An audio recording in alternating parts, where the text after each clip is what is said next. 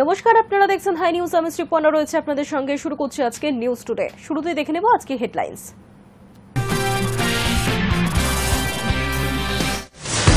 দীঘায় ধুমধাম করে পালিত হলো জন্মাষ্টমী উৎসব। ভক্তদের ভিড়ে জনসমুদ্র দীঘার মন্দির। ভক্তদের ভিড় সামলাতে প্রশাসনের পক্ষ থেকে কড়া নিরাপত্তার ব্যবস্থা করা হয়েছে। অস্ট্রেলিয়ার স্বাধীনতা দিবসে মেলবন্ধনের উৎসবে ভারতীয় দূতাবাসদের সঙ্গে খারাপ ব্যবহার খালিস্তানি সমর্থকদের। ভারত বিরোধী স্লোগান খালিস্তানিদের। আর 5 বছর দেরি, তারপর বিশ্বের প্রথম শহর হিসেবে জলশূন্য হয়ে যাবে আফগানিস্তানের রাজধানী কাবুল। এমনই তথ্য পাওয়া যাচ্ছে মার্কিন সংবাদ মাধ্যমের তরফে। শুল্ক যুদ্ধের আবহে ভারতের স্বাধীনতা দিবসের বার্তা মার্কিন বিদেশমন্ত্রীর। আমেরিকা এবং ভারত একসঙ্গে কাজ করে আধুনিক বিশ্বের চ্যালেঞ্জের মোকাবিলা করবে, দাবি মার্কো রুবিও। ট্রাম্প বারংবার দাবি করেছেন 2022 সালে ক্ষমতায় থাকলে রাশিয়া এবং ইউক্রেনের মধ্যে তিনি যুদ্ধ বাঁধতে দিতেন না। ট্রাম্প এবং পুতিনের সাংবাদিক বৈঠকে কার্যত সেই দাবিকে মান্যতা দিলেন পুতিন।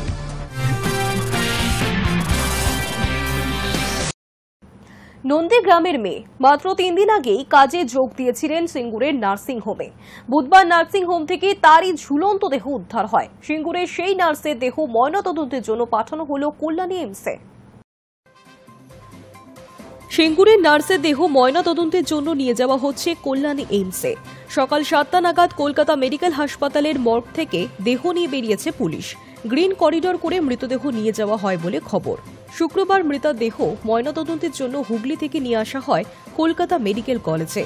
পরিবার অভিযোগ তোলে জোর করে দেহ কলকাতায় পাঠানো হয়েছে, আটকে যায় ময়নাতদন্ত। রাতেই যোগাযোগ করা হয় কল্যাণী এইমস কর্তৃপক্ষের সঙ্গে। তাদের তরফে জানিয়ে দেওয়া হয় ময়নাতদন্তের পরিকাঠামো রয়েছে, তারা প্রস্তুত। এরপরই শনিবার সকালে দেহ নিয়ে কল্যাণীর উদ্দেশ্যে রওনা দেয় পুলিশ। বুধবার নার্সের ঝুলন্ত দেহ উদ্ধারের পর 4 দিন হয়েছে, এখনও দেহের ময়নাতদন্ত হয়নি। বারংবার জটিলতা তৈরি হয়েছে। কলকাতার মৃতদেহের দখল নিয়ে সংঘর্ষ বেঁধে যায় বিজেপি এবং সিপিএম-এর। তা নিয়ে উত্তেজনা ছড়িয়ে পড়ে গোটা শহরে। অসহায় অবস্থায় বসে থাকতে হয়েছিল পরিবারকে। বুধবার রাতে সিঙ্গুরের একটি বেসরকারি নার্সিং হোমের ঘরে প্রশিক্ষণপ্রাপ্ত নার্সের ঝুলন্ত দেহ উদ্ধার হয়। বিষয়টি সামনে আসে বৃহস্পতিবার সকালে। পরিবার নার্সিং হোমের মালিকের বিরুদ্ধে খুনের অভিযোগ তুলেছে। ঘটনার এখনো পর্যন্ত মৃতার প্রেমিক এবং নার্সিং হোমের মালিককে গ্রেফতার করেছে হুগলি গ্রামীণ পুলিশ। ধৃতরা হলেন নার্সিং হোমের মালিক সুবীর ঘোড়া, মৃতার প্রেমিক রাধা গোবিন্দ ঘটন। পুলিশ প্রাথমিক তদন্তে জানতে পেরেছে ধৃত রাধা গোবিন্দ ঘটনের সঙ্গে প্রেমের সম্পর্ক ছিল নিহত নার্সিং পড়ুয়ার। তার বাড়ি পূর্ব মেদিনীপুরের এগরা এলাকায়। বিয়ের প্রতিশ্রুতি দিয়েও বিয়ে না করায় মানসিকভাবে ভেঙে পড়েছিলেন ওই নার্স। প্রাথমিক তদন্তের পর এমনটাই অনুমান পুলিশের। এদিকে নার্সিং হোমের মালিক যুবতীর সঙ্গে খারাপ আচরণ করতেন বলেও অভিযোগ রয়েছে। ঘটনার তদন্ত শুরু করেছে পুলিশ। ময়নাতদন্তের প্রাথমিক রিপোর্ট আসার পরই মৃত্যুর কারণ স্পষ্ট হবে। Hi News Network. সিগারেটের দাম এক ধাক্কায় অনেকটাই বেড়ে যেতে পারে।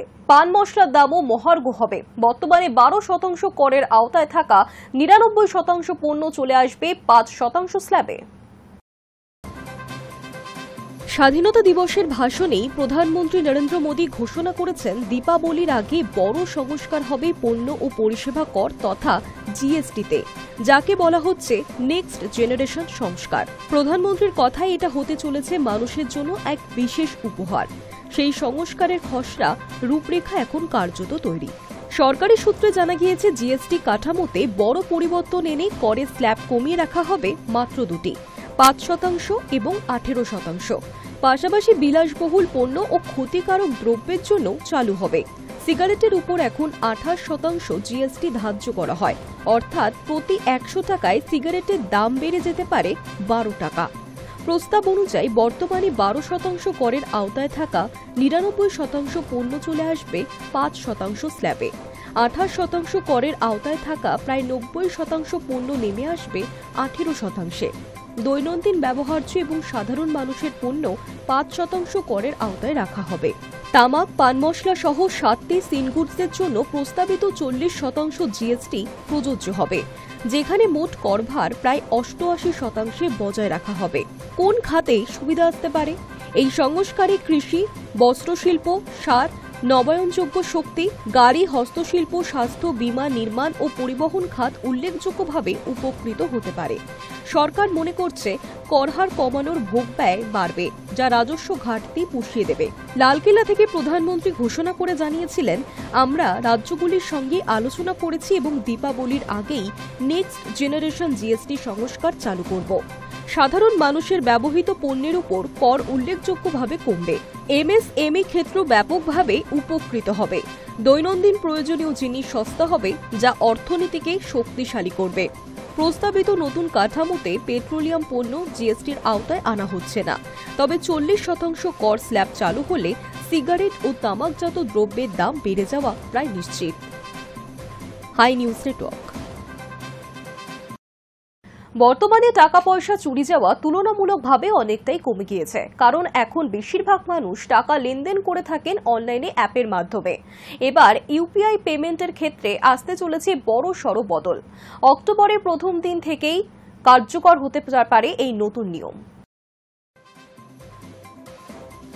জনপ্রিয় ইউনিফাইড পেমেন্ট ইন্টারফেস অর্থাৎ ইউপিআই পরিচালনাকারী সংস্থা national payments corporation of India দেশে ক্রমবর্ধমান আর্থিক জালিয়াতির মোকাবিলা করার জন্য আগামী 1 অক্টোবর থেকে সমস্ত peer to peer collect request পরিষেবা বন্ধ রাখার জন্য ব্যাংক এবং পেমেন্ট অ্যাপগুলিকে নির্দেশ দিয়েছে। কালেক্ট রিকোয়েস্ট বা পুল ট্রানজ্যাকশন ফিচারটি ব্যবহারকারীকে ইউপিআই এর মাধ্যমে অন্য গ্রাহকদের কাছ থেকে টাকা নেওয়ার অনুরোধ করতে দেয়। আর এই ফিচার্সের ব্যবহার করে প্রায়ই প্রতারকরা ব্যবহারকারীদের কাছ থেকে অসৎ উপায়ে টাকা লুট করতে থাকে। বিগত 29 July national payments corporation of ইন্ডিয়ার পক্ষ থেকে জারি করা একটি সার্কুলারে বলা হয়েছে, আগামী 1 অক্টোবর 2025 থেকে ইউপিআই এর মাধ্যমে peer to peer collect request পরিষেবা আর পাওয়া যাবে না। এই প্রক্রিয়ার অনুমতি পাওয়া যাবে না। বর্তমানে একজন ইউপিআই ব্যবহারকারী প্রতি লেনদেনে অন্য ব্যক্তির কাছ থেকে সর্বোচ্চ 2000 টাকা সংগ্রহ করতে পারেন। সফল পিয়ার টু পিয়ার ক্রেডিট লেনদেনের সংখ্যা প্রত্যেক দিন সর্বাধিক 50টির মধ্যে সীমাবদ্ধ। তবে এটি নতুন ইন্ডিভিজুয়ালের জন্য বন্ধ হলেও ব্যবসায়ী বা মার্চেন্টরা এই প্রক্রিয়া চালিয়ে যেতে পারবেন। যেমন কোনো গ্রাহক যখন ফ্লিপকার্ট, সুইগি, অ্যামাজন বা আইআরসিটিসি অ্যাপে ইউপিআই পেমেন্ট করার চেষ্টা করেন, তখন এই ব্যবসায়ীরা গ্রাহকের ইউপিআই অ্যাপে একটি কালেক্ট রিকোয়েস্ট পাঠান। গ্রাহক সেই রিকোয়েস্টের অনুমোদন করে ইউপিআই পিন দেওয়ার পরই পেমেন্ট সফল হয়। ইউপিআই এর প্রথম দিকে যদিও কালেক্ট রিকোয়েস্টের মাধ্যমে জালিয়াতি নিয়মিত হতে দেখা যেত, এনপিসিআই তাই এই কালেক্ট রিকোয়েস্টের সর্বোচ্চ মূল্য 2000 টাকা করে সীমাবদ্ধ রাখে। আর তারপর থেকেই অনেকটাই জালিয়াতি নিয়ন্ত্রণে এসেছে। সার্কুলারে বলা হয়েছে যে সমস্ত সদস্য ব্যাংক এবং ইউপিআই অ্যাপগুলি ইউপিআই পি2পি লেনদেন শুরু, রুট বা প্রসেসিং করবে না আর 1 অক্টোবর থেকে। এই কালেক্ট ফিচারটি মূলত তৈরি করা হয়েছিল ব্যবহারকারীদের জন্য, যাতে তারা তাদের বন্ধু বা আত্মীয়দের কাছে টাকা পাওনা থাকলে আলাদা মেসেজ না পাঠিয়েই তাদের রিমাইন্ডার পাঠাতে পারেন। ইউপিআইতে তখন একটি স্প্লিট পেমেন্ট বিকল্প রয়েছে, ফলে একাধিক ব্যক্তি একসঙ্গে কোথাও পেমেন্ট করতে গেলে আলাদা আলাদা লোকের কাছে কালেক্ট রিকোয়েস্ট পাঠাতে হবে না। Hi News Network.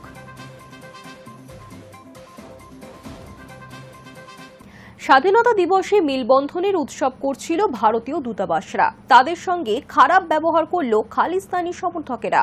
স্বাধীনতা দিবস উদযাপনের মাঝেই ভারত বিরোধী স্লোগান খালিস্তানিদের। অনুষ্ঠান খারাপ করার পরিকল্পনা অবশ্য সফল হয়নি খালিস্তানিদের। স্বাধীনতা দিবসে মেলবোর্নের ভারতীয় দূতাবাসে অশান্তি খালিস্তানি সমর্থকদের। স্বাধীনতা দিবস উদযাপনের মাঝেই ভারত বিরোধী স্লোগান খালিস্তানিদের। যদিও অনুষ্ঠান ভেস্তে দেওয়ার পরিকল্পনা বানচাল করে দেন সেখানকার ভারতীয়রা। ভারতের মতো দেশের বাইরেও বহু শহরে শুক্রবার স্বাধীনতা দিবস উদযাপন করেছেন প্রবাসী ভারতীয়রা। অস্ট্রেলিয়ার মেলবোর্নে ভারতীয় দূতাবাসেও স্বাধীনতা দিবসের উদযাপন করতে একত্রিত হয়েছিলেন সেখানকার ভারতীয়রা। তবে সেই সেলিব্রেশন ভেস্তে দেওয়ার ছক করে একদল খালিস্তানি। আচমকাই দূতাবাসে ঢুকে ভারত বিরোধী স্লোগান দিতে থাকে তারা। উদ্দেশ্য ছিল গোটা অনুষ্ঠান ভেস্তে দেওয়ার। অবশ্য সেই চেষ্টা ব্যর্থ হয়। ভারতীয়রা পাল্টা ভারত মাতা কি জয় হে ও বন্দে মাতারাম ধ্বনিতে তাদের স্লোগান ঢেকে দেন। ইতিমধ্যেই খালিস্তানিদের রুখে দেওয়ার সেই ছবি ভিডিও ভাইরাল হয়েছে সমাজ মাধ্যমে। আসলে সাম্প্রতিক অতীতে অস্ট্রেলিয়ার নানা শহরে খালিস্তানিরা সংগঠন মজবুত করার চেষ্টা করছে বলেই সূত্র মারফত জানা যাচ্ছে। সম্প্রতি মেলবোর্নের স্বামী নারায়ণ মন্দিরে এবং 2টি এশিয়ান রেস্তোরাঁয় ভাঙচুরের ঘটনা ঘটেছে।